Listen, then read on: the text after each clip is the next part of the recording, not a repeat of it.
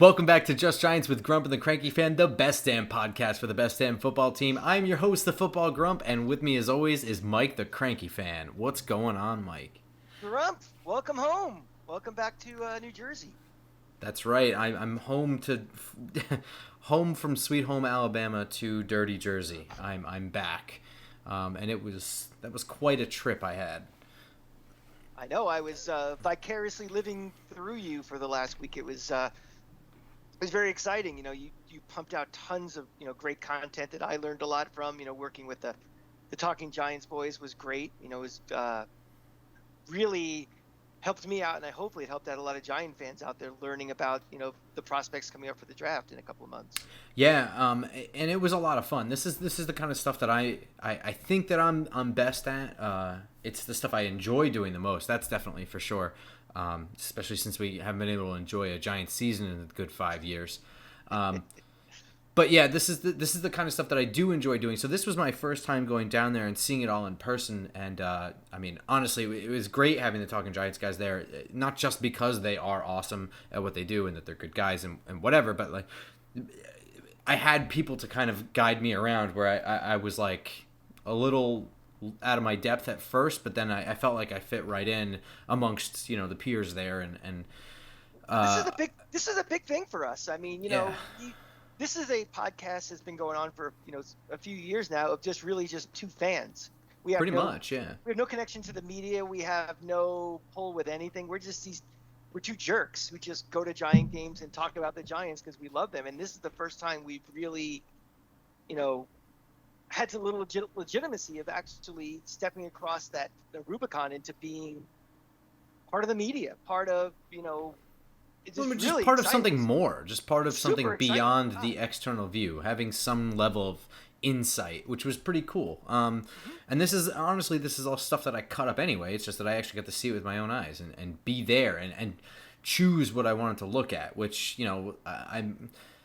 I don't know if I made a mistake or not. I really enjoyed looking O-line, D-line because I'm always going to have Giants colored glasses on when I look at this stuff. I can't not do that. And since that's what we needed, that's where I looked first. So saving the wide receivers, DBs for a rainy day, literally, that was pretty stupid because I wasn't able to see as much as I wanted to then, whereas I would have seen plenty in the trenches. But either way, I also learned a lot, and, we're going to make every effort to be there next year. And I have a laundry list of things I could have done better and things that I plan on doing better. So that's in the works. But in the immediate future, I mean, this channel, everybody that joined on based on what we were doing down there, based on being associated with Talking Giants, etc.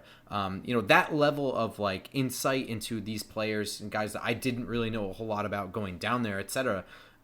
Is what we have planned for this entire spring. I mean, the course of the next couple of months, February, March, and April as we get into the draft. I mean, this is kind of the thing that we're going to drive home is this draft stuff, free agency, and really, essentially just like, player profiles, getting a really, really good look at the players that the Giants could be looking at, be interested in both the free agency side and the draft side.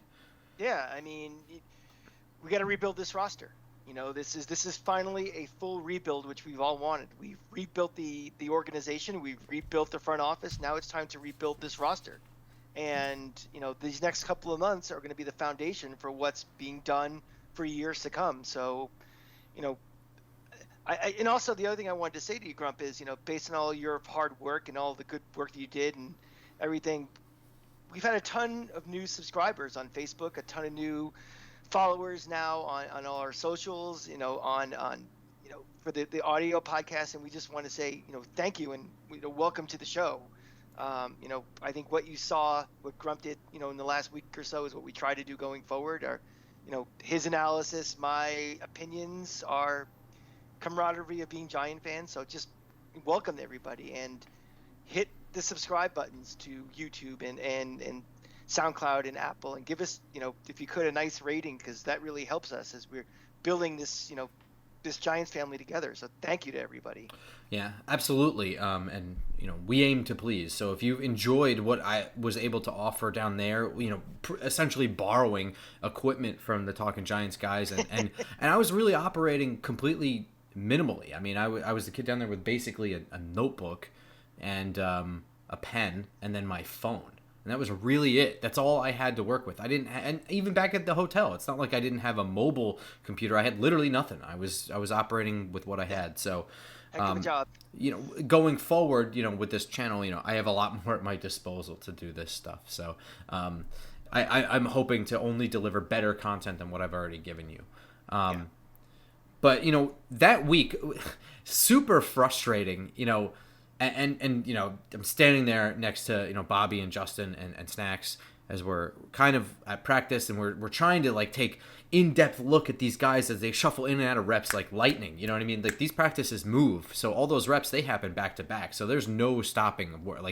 Very little time to even talk in between reps, whatever. And meanwhile, we're kind of shouting to each other. It's like, all this news is happening. Guys aren't being retained. People are being hired. People are being fired. I mean, we hired an O-line coach. We were at practice. So there's nothing we could do to look him up until we came back. Hired a QB coach. We're at practice. You know what I mean? There was a lot to catch up on. So this is a lot I want to get with you. We did kind of catch up on all that on our live show, which was our first live show. And that was awesome. But there's even more news. And today the Giants signed a tight ends coach, Andy Bischoff. Andy, welcome to New York. I don't know if he's bald or not. Do we know? I pray to God he is. I know. We need more bald coaches. Well, look at me. I don't even have a hat today. He's going to leave me hanging out to dry if he doesn't. I don't know. Well, I'll stop wearing my toupee going forward. So I mean, look, as far as assistant coaches go, unless it's a big name, somebody who's been around the league who has some kind of reputation, good or bad, my opinion is going to be kind of minimal unless it's an O-line coach or a QB coach. I'm not going to be able to extrapolate a lot. I'll do my best to dive in there, but I don't think there's anything too crazy about him that's going to change my mind. I mean, essentially, he's coaching the tight ends to run Brian Dable's offense. Nothing he's going to do in the tight end room is going to shake too much, I don't think. The only thing that could be interesting about the hire is the fact that we may have a completely different tight end room going into next year. Like, Evan Ingram's not coming back. Kyle Rudolph probably isn't coming back. Caden Smith maybe, but we're probably going to be drafting somebody and maybe getting a low level free agent or something. So if the thought is we're going to be drafting somebody, maybe that tight end coach might be a little more important because just to help with that transition to the NFL and help with that transition into the Dable offense. So it might be a little more interesting than just a tight end, a regular position coach hiring. But again, really, it depends on who we're going to get and what this room is going to look like after free agency, after the draft, after cut down day, all those type of things. I would almost say it would be more interesting if Evan Ingram were returning, or you know what I mean, just somebody who's I mean, it's a little late for Evan Ingram, but let's just say it was year 2 for Evan Ingram, and it was just one of those things we see him as a receiver, but where's the blocking? And that'd be something where maybe at that point, if we had hired him whatever years ago, I'd be more interested in seeing his track record and what he's.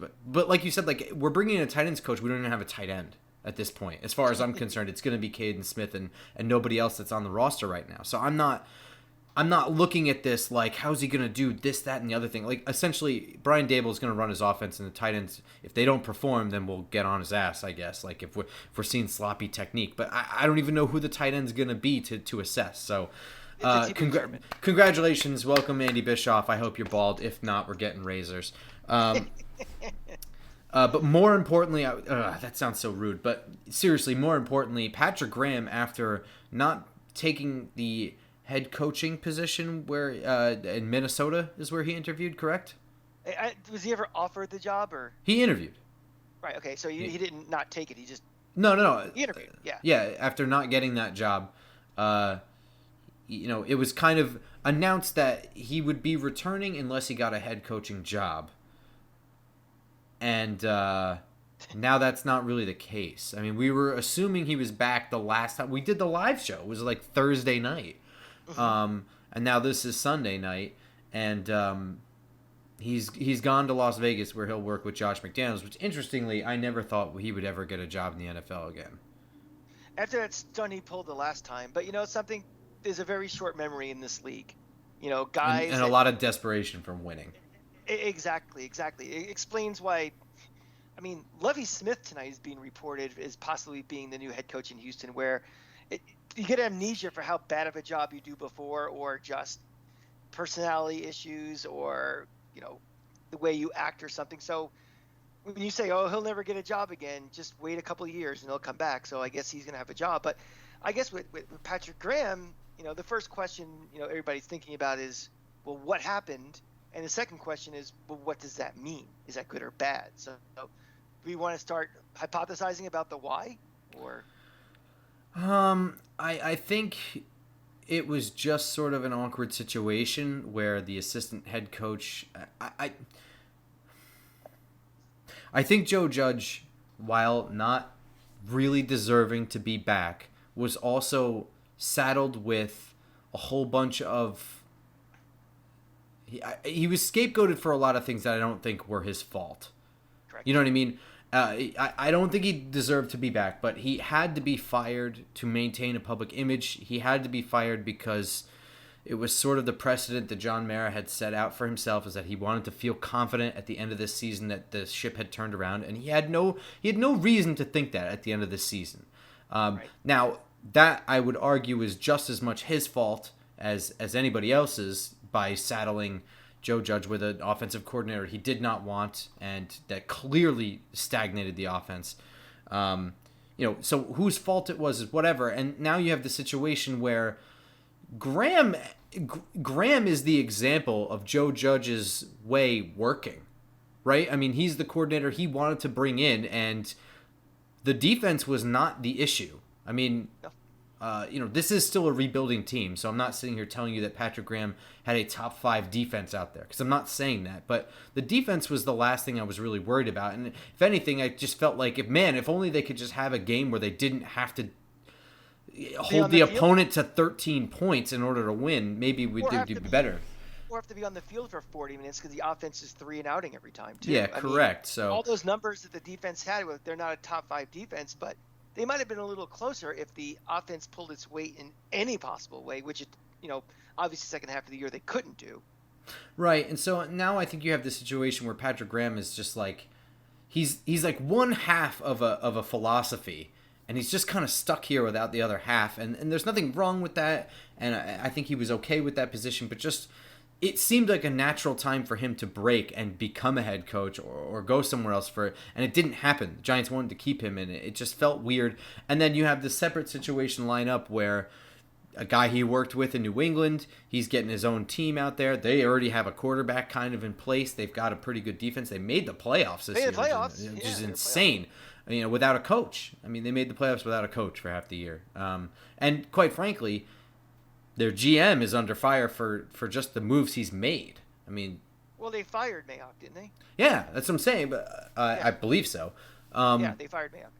But I mean, it's not like they're inheriting some fantastic program ready to go. I mean, they overachieved, I would say. They're already kind of ahead of the game. It just seems like a natural fit for him to go there. It feels more right, is all. Yeah, I mean, I'm not buying the argument people are saying was, well, they fired his best friend, so out of loyalty for him, he's leaving the Giants. That's not the case. I don't buy that really at all. No, I don't think that at all. I don't. Right. Yeah. I mean, some people I saw that on my Twitter feed was saying, well, he could have quit at any time if that was the case. Yeah, exactly. I don't necessarily think this is a good thing. I mean, for the Giants, I think it's a step back. I mean, people are arguing, well, they're starting fresh. Everybody's on the same cycle or something. But if you believe that, you're kind of throwing the baby out with the bathwater. I think, the defense was the strength of this team the last 2 years. It was a little shaky in the beginning of this season, but by, mid-season, this defense was running fine without having the benefit of an edge rusher to make life easier for him. With some of the significant injuries. So I am not someone who's like, well, just because now you have a new GM and a new head coach, you just get rid of everybody, just start completely from scratch. I think you want to keep what works and get rid of what doesn't. And to me, I would have felt a lot better him staying because, you don't have to worry as much about, well, we're going to have potentially a new scheme on defense, and maybe that will require getting rid of guys or people being not in the right fit for a new scheme and new philosophy. So it is a step back. I don't think it's we'll get a nice candidate. I mean, some of the people we're going to mention shortly are qualified candidates, but for this team that has so much to do and rebuild and reorganize, I would like to have at least 1 year that holdover from the year before. We don't have to worry about as much for a significant unit of the team. Yeah, I'm actually in complete agreement with you. I don't think it's a good thing. I'm not going to shed a ton of tears over it either, because I agree with you. I think it would have been nice to have that 1 year crossover where you have the defense where you can just be like, the defense could hold, it's fine. You know what I mean? Like it's fine. Just leave it alone for now. The offense is so goddamn broken. Let's just focus on that. And it would have been good to have that year where you can just put a little bit of a minimal investment in the defense, be like, these contracts are expiring, we need new guys to take these places, or whatever. But really just, leave them on their own. Patrick Graham knows what he's doing over there. He managed to a good defense with what he has. And then on the offensive side, just invest. You know what I mean? Like, make this offense work, because it's an offensive league. The offense is fucking broken. You have an offensive head coach. I mean, everything on the offense needs help, and it would be nice to have a competent team for that year. So have something of a product right there. Even now, the flip side of that is, I think it would be a 1 year rental with Patrick Graham if he stayed anyway. I mean, you're about to make my point. I had 2 points to say kind of going forward about Patrick Graham, and then we move on. Is one, I don't get too attached to or too concerned about coordinators coming, whether they're for me or they're for opponents, where if they are good, they're not going to be in that position very long. They're going to move on. So, like, whether it's college or the NFL. So if I hear that an elite defensive coordinator is going to Philly, it's like, well, if he's elite and he does really well, he's probably going to be a head coach in a year or two. So it's not like, oh my God, for the next 7 years, I got to deal with this head coach. All of a sudden came my division. So I don't get too stressed out about coordinators on my opponents. I don't get too locked into a coordinator on my own team, because it's probably a relatively shorter term they'll be there if they're good. And the second thing I wanted to say is that I know a lot of people have been saying, well, I'm gonna wish him the best, and I'm gonna be rooting for him in LA. I can't do that, Grump. He quit on us, and something, go off and do your thing in Vegas. But I am not rooting for you going forward, because to me, you quit on my team, and I hold grudges. So move on, and the hell with you. I mean, I get it. I feel you. I'm sorry. I'm a very angry person. I'm a very cranky fan, as you all know. And I just, I don't have to be like, well, I'm rooting for him at the next spot. Like, it's not like he was here for 15 years and brought us 3 Super Bowls. He didn't do that. He's a guy who was here just for a couple of years and he's moving on. So yeah, I don't feel like that's I have to root for him. That is the lowering of the bar talking, I think. Giants exactly. fans. And we are right now at the low ring because we've had no success for so long, and just the slightest little. Well, I mean, I get you. I'm not gonna feel bad if things flame out in Las Vegas. I feel bad. I feel bad for what's already happened to him. I'll put it that way. I feel bad that what looked like was going to work had the rug thrown out from underneath them right from the very beginning. I mean, and they get scapegoated with a lot of things that probably weren't their fault. And whatever. I feel more bad about him being in the awkward situation that he was in than I feel bad about anything else. But I do think that Patrick Graham is one of the better defensive coordinators in the entire league. What he's able to adjust around and get the most out of his guys, I think is underappreciated around the league, but Giants fans recognize just how good he was. And I think that's more of a tip of the hat of that level of under the radar, appreciation for him more than anything else. Any Giant fan who knows the situation the Giants are truly in knows that he's probably a better defensive coordinator than was actually on the field the last 2 years. Definitely. So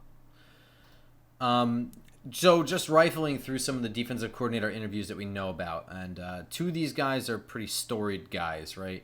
Jim Schwartz, most recently with the Tennessee Titans, as their senior defensive coordinator, but known, I would say, mostly as the defensive coordinator for the Titans in the early stretch of the 2000s, before becoming a head coach for Detroit, where I think he's known for having some level of success up there as far as Detroit standards go. Detroit football standards go. Also, probably known for that midfield end of game run in with Jim Harbaugh post game. And then, which you all commend, by the way. you know what? Honestly, what was it? You commend on both sides. No, I said I commend him for doing that because I am not a Jim Harbaugh fan at all. So I'm actually so what I'm getting to here, where he went to Philadelphia, he won a Super Bowl as a defensive coordinator in his first year there, and then he resigned, I believe, before Doug Peterson was fired in 2020 as defensive coordinator that whole time. You know, Jim Schwartz brings an aggressive 4-3 style. He likes to get after the quarterback. I think he has a good track record of getting after the quarterback. I also think he's a dick-faced asshole, and I don't like him. And this is me being consistent. I said the same thing when Philadelphia hired him, and while they had initial success with him there, what I kind of hypothesized, I think sort of happened there, is that Doug Peterson started to kind of shit the bed a little bit, and then you see a split in the locker room when you have two, alpha coaches in the room, I guess you would say. A former head coach. He's a hothead, man. He's a hothead, and that's what it really comes down to. And I think that he is still angling for a head coaching job. I think that he does not want a defensive coordinator job at all. I think he thinks he can do it, and I'm not disagreeing, but he seems like a very my way or the highway guy. I also don't really like the idea of switching our defense to a 4-3. He reminds me a little of Greg Williams, a little bit, that type a little of bit, mode. Yeah. I'm just waiting for hashtag dickfaceasshole to start trending around Twitter. That's a good one for me. I honestly don't. I like him less than I like Jim Harbaugh, and I agree with you. I don't really like Jim Harbaugh that much either, because Jim Harbaugh just acts like an actual child on the sidelines. Yes, agreed. Whereas the two of them together is like, honestly, like twins. I'm not a big fan of the Jim Schwartz move. Obviously, if he came in, I do think he would give us some success. I don't think he would be here for very long. I think the problem really would be is that if he comes here, you have to make an immediate switch to a 4-3, and I don't think he's going to be here long enough to do it. It's such an overhaul, and I don't know. I feel bad about it. I don't feel good about it. And that was my biggest thing why I wanted Patrick Graham here, at least just 1 year. Right. Because that way, another guy comes in who wants to do a scheme change. That's more resources and time you have to deal with to make those changes. Because if you have guys who are, we have built a roster based on, the scheme we had before. And you have to start getting guys who are not in position or don't play, a gap the right way or something. It's going to look ugly in the beginning. We have enough to worry about on the offensive side of the ball. So that was my big, get me one more year. Patrick Graham, at least the same thing. So that might, possibly affect their coaching search. Who knows if they want to make that big switch or not. So next guy on the list is Don Wink Martindale, most recently defensive coordinator for Baltimore. I think look, I can get behind Martindale more than I can Jim Schwartz beyond my personal issues with Jim Schwartz. I mean that legitimately, because I like aggressive defenses, especially if you have an offense that scores points, which I hope that's what we're trying to build. You get an offense that scores points, then you have an aggressive defense, usually good things happen. And he is incredibly aggressive. He blitzes at a very high rate and probably near the top in the NFL. And the way that they kind of ended last year is that they were really top 5 in the NFL against the run, but they kind of struggled against the pass, and I think that was likely due a lot more to injuries than anything else. He's had success in Baltimore pretty much since Lamar Jackson's got there and started scoring points for that team. Prior to that, Martindale's name, for as old as he is, he's not a spring chicken like all these other coaches we're interviewing that are friggin' my age. But for all that, he's not a name that was tossed around the NFL until very, very, very recently. And it leads me to believe that, perhaps he's only as good as the talent on the field, or maybe he just was untapped before he went to Baltimore. He was only a defensive coordinator for 1 year in Denver in 2010. Which, 2010, was that the Tebow year? He was 8, 9. No, Tebow wasn't a rookie that year, right? So it was in the year after, I believe. Okay. I think it was 2011. But was that under McDaniel anyway? I believe so. Yes, it was. Yeah. McDaniel's the one who drafted him. Right. Tebow. Right. Yeah. I think it was the second year. How do you feel about Wink Martindale? I mean, he's solid. I mean, he's got a nice pedigree. Again, if you said he runs a 4-3 more, right? No, he does not. He runs 3-4. He runs a 3-4. Okay, so it's, again, fitting. But again, I guess the question really is, Grump, are we that overly do we need to stay with what we had before, or are we doing an overhaul now and just we bite the bullet and we just we go into we start it now with the rebuild on the defense? It depends. It depends. So my I don't have a problem with the idea of biting the bullet and just changing the whole organization from front to back in 1 year. I don't have a problem with that. What I have a problem with is doing that because of a guy that I don't think intends to be here very long. If you hire some guy who's I'm not judging this. If you're hearing rumors that this defensive line coach from San Francisco or wherever is the bee's friggin' knees, and you bring him in for an interview and he blows your socks off, and I have no problem with that. He's 39 years old. This is his first defensive coordinator. He's not going anywhere for a couple of years. So if you're switching your whole system around or whatever, you're going to invest more in the defense because of a guy that's going to be here for a while, fine. I can get behind that. What I can't get behind is adjusting the whole defense. At the same time, we should really be focusing on adjusting this offense for a guy who's going to be here for 2 years and fuck off. I don't want to do that. You know what I mean? That's kind of my issue. I guess I just have in the back of my mind that coordinator's only going to be any good one's going to be here for 2 years and move on anyway. So that's kind of the shelf life. I mean, I don't want someone to bail out for 1 year, but to me, if you really are cutting your chops after 2 years, you're going to be out there interviewing, I think, especially if you're a young guy, especially if you so market increase over what we've had before. I think that's just the cost of doing business. Now, the question is, once you do that rebuild over 2 years and you like what that philosophy is, you bring in someone to kind of keep it and move it, keep going with that philosophy. That's a little different. But like right now, I guess because we're just overhauling everything, everything is kind of up in the air of what we're going to do. Yeah, I think you might be right. I mean, your window of opportunity to succeed is really fast. I mean, Buffalo they're doing everything right, and they don't win, but their entire coaching staff got gutted. So, yeah, maybe again, right. We don't know really what kind of organizational decisions are being made right now. Like, are they thinking that this year, we are looking more to maybe trade some draft picks and get more draft capital and just we don't know what they're thinking yet, So I think we got to give this front office a little time to kind of do some assessments of what they have now and what they want to do as a game plan to go into free agency and the draft and et cetera, et cetera. I think it's still a little too early for that. They're also bringing in Terrell Austin. He's currently the defensive coordinator for the Pittsburgh Steelers.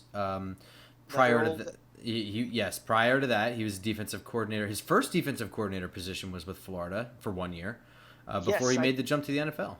That's right, and I believe he was defensive coordinator the first years of was that Muschamps? So he, did you have the years down when he was 2010?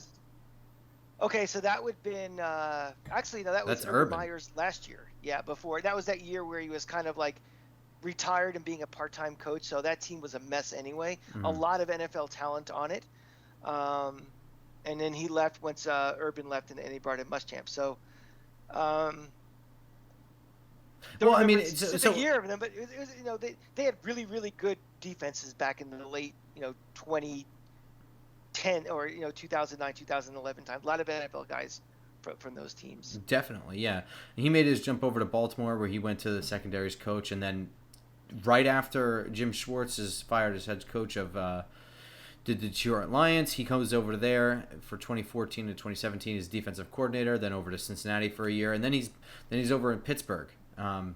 This was his first year as the full defensive coordinator over there, and I thought that they did very well against the pass. Just looking statistically, they ranked in the top half of the league in passing categories. They were especially good at getting after the quarterback. They struggled a little bit more against the run, kind of the same story as the Giants. Most importantly, he's the only one of the 4 guys being interviewed that is bald. Well, that just gives you an advantage right there. Yeah, exactly. No, in all seriousness, I'm taking Terrell Austin very seriously. I think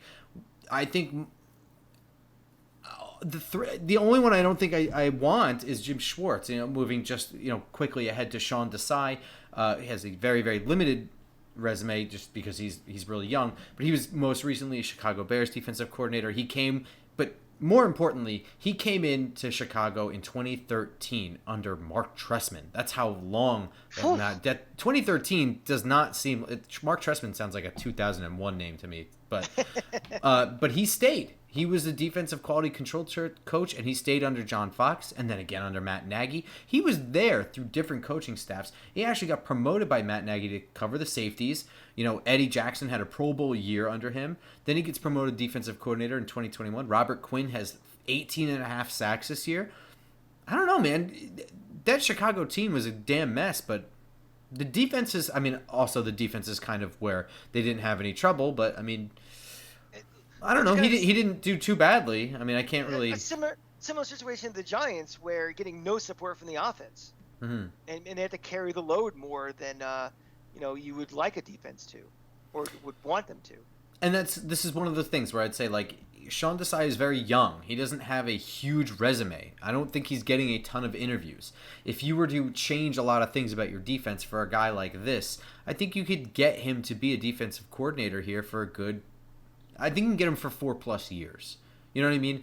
And in those situations, if you need to change things around in your defense to make it work for him, then I can get behind that. It's just guys like Jim Schwartz that I think are going to be here for a year, 2 years, and then leave. I think there's no sense in dumping the inventory there. Once you get that taste of being a head coach, you never leave it. So. So that's kind of where the Giants are at right now. Those interviews are being conducted. I think that I will be happy no matter what, but we'll have more of a breakdown of these guys once we have the hire. And this is a big hire. It's probably the last one that I'm going to care tremendously about. The assistants, they're assistants.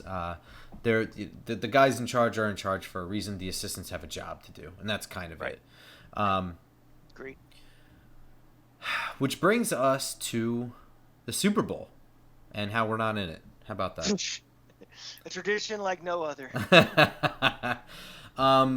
Did you see the Rams and Bengals being a possibility? Well, Cincinnati had 4 wins last year, so absolutely not. But you had more of a close look of Joe Burrow than most other people. Well, Joe Burrow, certainly not right now, and certainly not after the injury he had last year. I think it's pretty amazing he got back on the field so quickly. I'll agree with that. Yeah. Listen, I've been watching the SEC for 30+ years. I've seen all the best in person. I've seen the Cam Newtons. I've seen the Danny Werfels. I've seen, the best that league has to offer. I've seen them all. And that year, that offense that LSU team had, and his pinpoint accuracy, and not just dink and dunk down the field. If you watch that 2019 SEC championship against Georgia, now we're talking Georgia, they were bombs away, and he was hitting guys all over the field all game. Guys like Jamar Chase, and just talent everywhere. You knew this guy was going to be special. He had a super high completion rate in high school, super high in college, and is doing the same thing now. I'm shocked it happened this quickly, to be very honest, especially with the injury on top. Yeah, so, it's insane. It's some would say it's big news. Here's some big news just in time for the Super Bowl. DraftKings Sportsbook, an official betting partner of Super Bowl 56, is officially live right here in New York State with mobile sports betting. That means you can place a bet no matter where you are. Like, where are you going to be watching, man? Are you going to be in New York? I will be in New York, and I will probably be at our cousin's house watching the game. And the first thing I'm going to do will be opening this. Yeah. I will not be opening that. That's okay. I can't see it anyway with your green screen. I'll just take your word for it. It's a phone. It's a phone, and I'll be opening up my app. Yeah, your DraftKings. I will be making multiple bets. I will be betting on the spread. I will be the point spread. I'll be doing more props than you know what to do with. I will have a party with me and my phone. Yeah, and so that's essentially the point, is that you could be at a bar, you could be at a friend's house, you could be at your own house, you could be at your parents' house, you mean a basement, anywhere where you have cell signal if you are in New York State. With the DraftKings, sportsbook app, you can do it from anywhere, which is pretty awesome. So it's an exciting time to be a sports fan, and DraftKings is making it even more exciting with this special offer. Not a new customer, you can experience Super Bowl 56 with same game parlays. Is kind of what you were talking about. Combine multiple bets from the same game for a bigger payout. More legs you add, the more money you can win. DraftKings is safe, secure, and reliable. Best of all, you can deposit and withdraw your cash whenever you want. Download DraftKings Sportsbook app now. Sign up using our promo code JustGiants.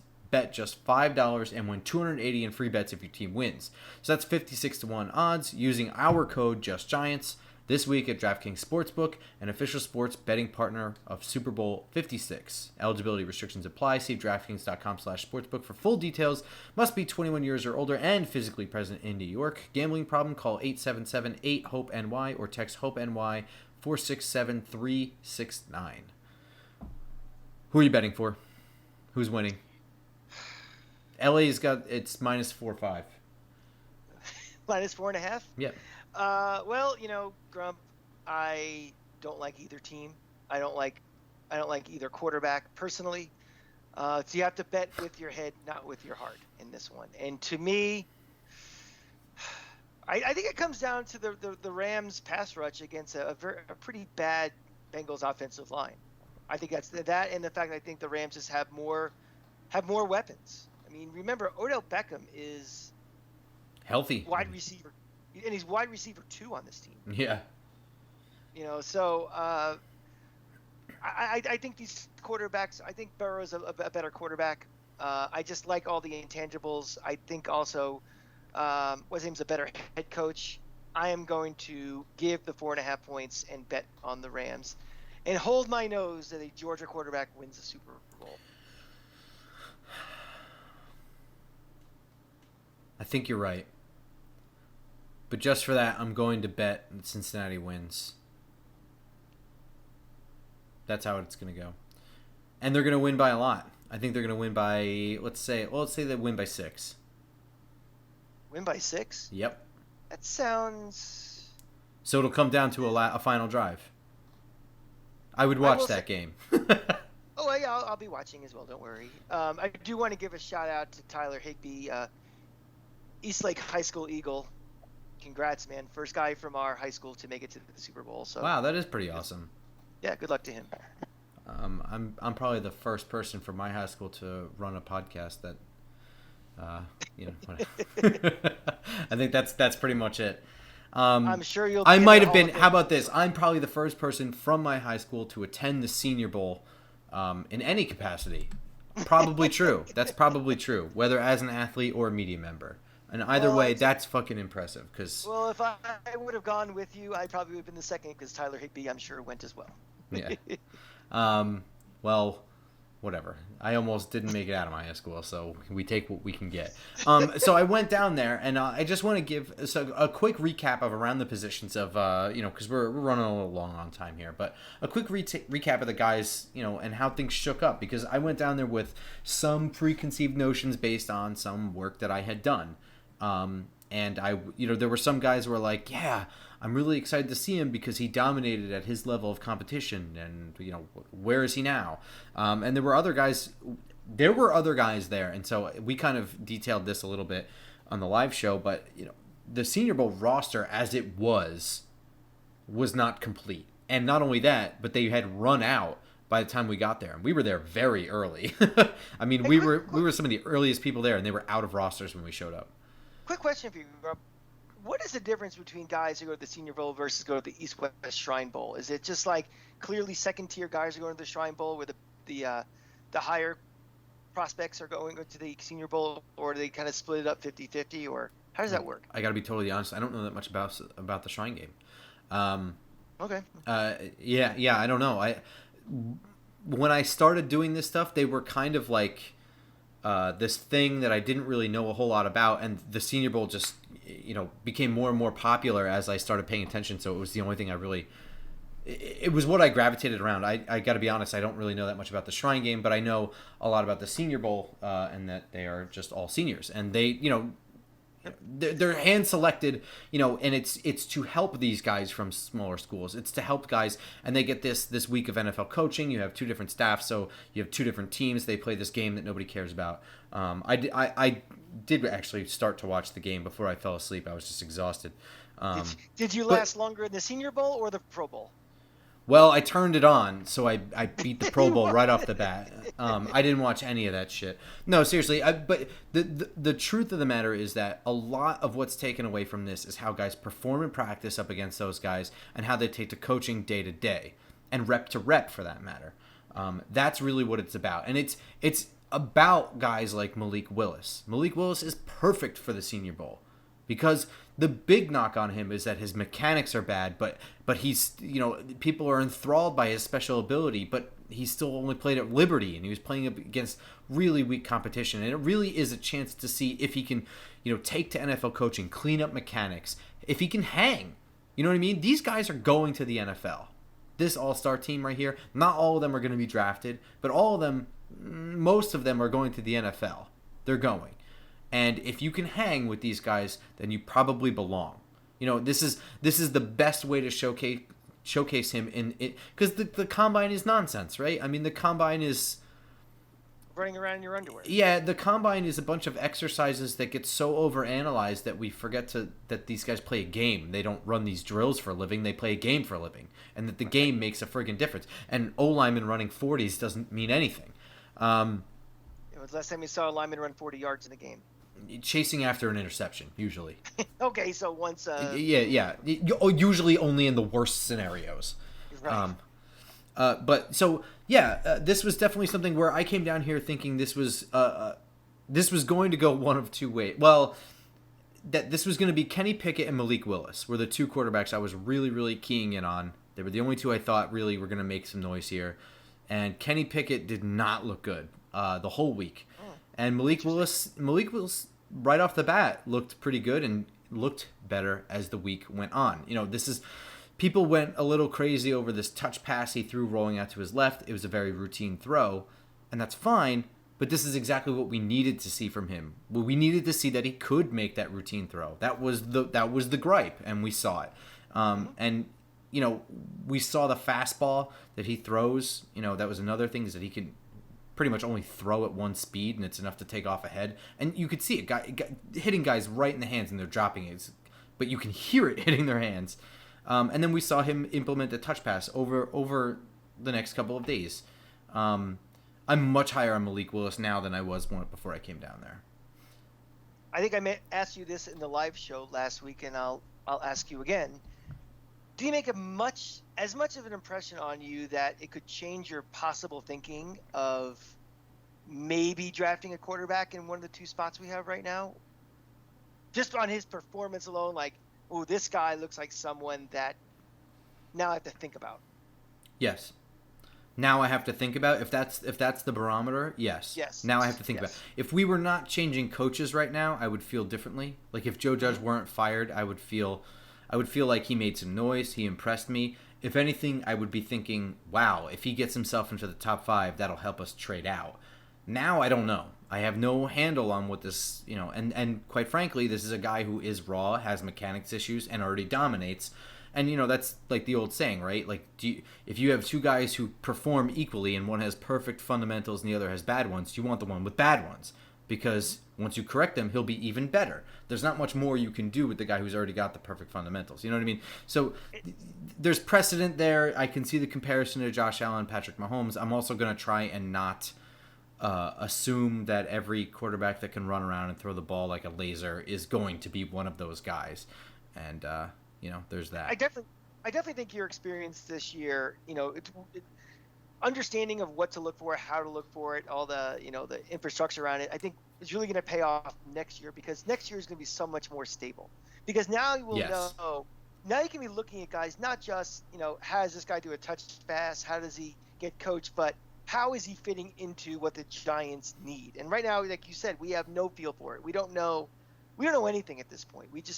And literally as you were on the field watching, you were getting messages that we're hiring this person. Yeah. There's a lawsuit against the Giants, and people are scrambling. This was the most probably insane Senior Bowl you will ever go to, with all these things happening at once and being your first time. Man, not for nothing, but it was pouring rain the one day too, so I could barely even have my phone out because the buttons just don't work.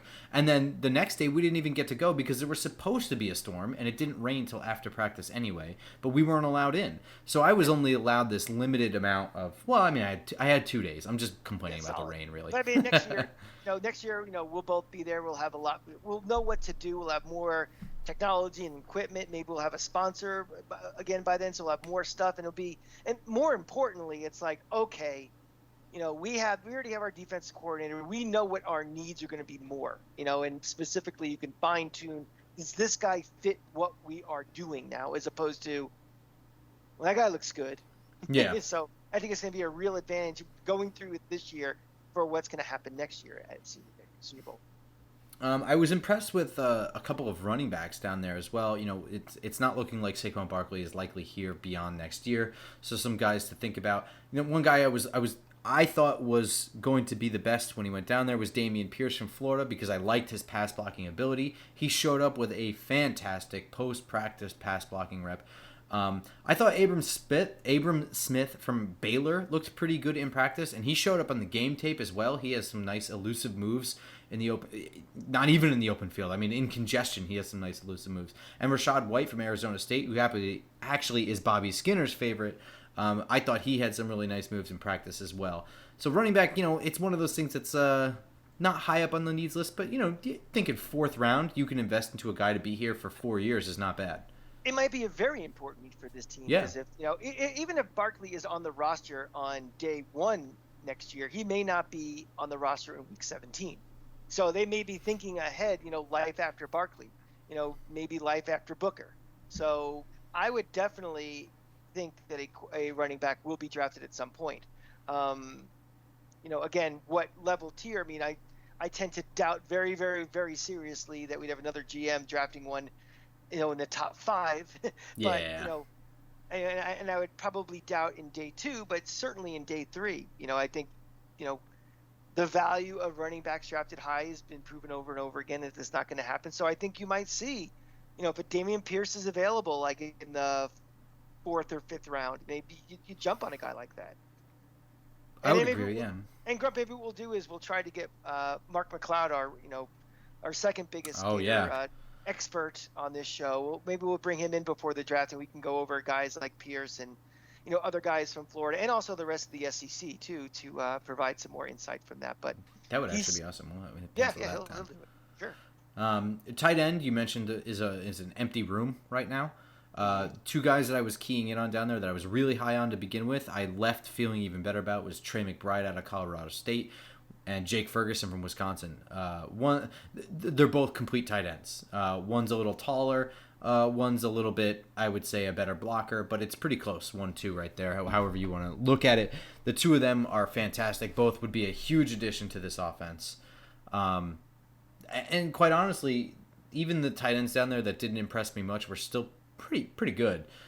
So there's a good crop of tight ends that are going to come up in the draft that are going to be from the Senior Bowl, and I will have an advantage there, I would say. And also, Grump, too, let's put things in perspective. If guys disappoint in this, it doesn't mean they're going from a guy that's like, could be a 2nd-round pick to, he's not draft worthy. It's just kind of... No, it could. Yeah, you could. I mean, like, somebody's just, like, unacceptable. Like, this guy's not an NFL player. I mean, like, the Senior Bowl oftentimes has guys, like, that are from small schools and gigantic specimens, right? Like, you might get a guy who's, like, 6'10" and plays left tackle at, I don't know, name a Morehead State, you know what I mean? And where he just steamrolls guys, and then he comes here and it's shown that he has no technique whatsoever. He's literally just a big body, and he does not belong. I mean, yeah, it could squash him. Yeah. I guess I was thinking more of like skill guys, like tight end specifically. Like there's not gonna be a tight end who's like all of a sudden like this guy's not an NFL tight end. I mean, I think when you're getting in, I think that would be pretty rare. Yeah. It's just more about what you're going to be slotted in the draft and what your value goes up and down. But yeah, there were some wide receivers too. And beauty's in the eye of the beholder too. I mean, we've seen it 100 times. Guys drop to the 4th and 5th round, and someone's like, "I love that guy. I'm taking him." So, yeah. Some wideouts I really liked to keep an eye on going forward. Velus Jones Jr. from Tennessee looked really good. Christian Watson from North Dakota State, who I knew nothing about going into this, looked pretty good. Calvin Austin from Memphis, that I already really liked. I liked even more, even though I found out he was shorter than listed. Jalen Tolbert, who I thought was just there because he was from South Alabama, actually was absolutely not the case. He looked fantastic. And Khalil Shakir from Boise State looked pretty good as well. I just want to move over to the offensive line and defensive line because I thought that was the part where I had the best insight based on practices, and also I would say are important positions for the Giants, and then we can kind of wrap this long one up here. But there were 4 guys in the offensive line that I thought really, really, really stood out, and there were a lot of offensive linemen that looked good, but the guys that stood out to me the most were Zion Johnson from Boston College. He's likely going to play guard. He did get center reps both in the game and in practice, but he looks like he can play anywhere and just hit people and put them on their ass. And he really looks like an NFL player that's disguised as a college player down there. we heard a lot of buzz about him. I mean, it was all over my Twitter feed. That guy, you guys mentioned him a couple times on the shows and everything. So, yeah. I mean, I'm not exaggerating. His calves might be the size of my waist. Cole Strange. Cole Strange was an undersized guy from Chattanooga, very small school. You know, I had finished my work with him on the plane. So, like, I had known him for a very short time. He was one of the first people we saw because he was snapping the football. He did almost all of his reps at center, and he really looked like he belonged. I was very surprised, and he played with no gloves, nothing. I thought he looked good. He looked comfortable snapping the ball, too. I mean, I don't know how I'm not as good at seeing, like, what's the proper speed off the snap to get into your stance, but he didn't look bad in that regard. And he looked like he belonged, so that was cool. Another guy that I think we mentioned because he's a former Rob Sale guy, Max Mitchell from Louisiana. Very, very, very good mechanics. Looks like a mid-round guy that is going to be a stable guy that just you plug in, you never have to worry about him, but he never really shows up in your offensive lineman rankings or anything like that. And Trevor Penning from Northern Iowa. He's a massive guy with a mean streak, and there's plenty of highlight clips out there of him at the Senior Bowl just throwing guys to the ground. Now, 4 guys I really didn't like, that 3 of them I was really high on going into this. Ed Ingram from LSU had an awful week of practice. Marquise Hayes was getting coached up a bunch. He was out of Oklahoma. Those were 2 of the guys I was most into. Cade Mays from Tennessee had a rough week. And Daniel Falil from Minnesota, the big tackle, he looked like he might have a lot of struggles at the NFL level. Does coaching up a lot equal not doing well? No. But what you'd like to see is that after coaching up, I mean, and you can hear it too, just so you know, like, what this is like. I'm literally right at the banister. The coaches, they're right at the end zone. So I can hear what's being told to them. I can hear what the drills are, and I can hear what they're coaching them up on. What you don't want to hear is the same thing twice. You know what I mean? Yes. And you don't want to be seeing coaching after every rep might not be so bad, but I mean, you have guys from Chattanooga not being coached up after every play, but you have guys from LSU and Oklahoma being coached up after every play. The kid from Michigan was being coached up after every play. You know what I mean? That doesn't mean that they were bad, are going to be bad. It just means they're further below where I thought they were. That's it. That's where my assessment is now adjusted to where they are. So when they did worse than I thought. And Ed Ingram in general, he was really getting beaten one-on-ones. He was really struggling. On the defensive line, there were a bunch of guys that looked really, really good. Only guy who didn't look good to me was Kingsley Enagbare from South Carolina. He had a lot of hype coming into this. He looked very, very pedestrian here. Very pedestrian here. But guys like Otito Ogbonnia from UCLA, he showed up on the game tape for the Senior Bowl as well. Tariq Smith from Ohio State looked really good. Logan Hall from Houston looked good too. D'Angelo Malone from Western Kentucky, a guy I had never heard of before, had not done any work on before this. He looked good. Mejai Sanders from Cincinnati looked pretty good. But the guy that really, really showed up to me, and it was every single one-on-one rep, was Neil Farrell Jr. from LSU. He was ripping dudes apart. and we met up with Rob from Windy City Breakdown or whatever it's called. Damn, I feel stupid now. But, he was asking us, like, who'd you see? And we were, like, looking up his name. We had to Google him because he wasn't on the friggin' roster sheet. We found his name. We're like, Neil Farrell from LSU? I don't know, whatever. He went to the media thing and was talking to the players and just generally asked them, like, any player who jumped off the page to you, and they all said Neil Farrell Jr. So definitely somebody I'm going to do a deep dive on going into the draft over the next coming months. And that's what you can expect from us going forward. Lots of draft content while keeping up with the news. So this is your spot for all of your Giants draft stuff. So be sure to follow me on Twitter at @football_grump. Follow the Cranky Fan at the Cranky Fan. He also does Knicks stuff, which makes me laugh every time. By the way, rough night last night. Me and Snacks were kind of going back and forth on texting and stuff. That was a brutal performance this season. Another team of mine that needs a complete reevaluation of our roster and coaches. But that's for the Just Knicks show, which we don't have yet. Yeah. But be sure to follow him. Honestly, everyone's just scrolling through some serious stuff and then just seeing a one-liner, a truly cranky one-liner from Cranky Fan. Will put some tears in your eyes for sure. Great.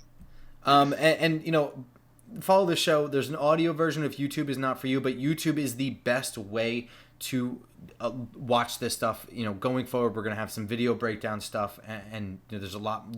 There will be more supplemental content there as well, so that subscribe on YouTube is really the best way to do this. But if that's not your thing, then audio stuff is available on SoundCloud, iTunes, Google Play, Spotify, that thing.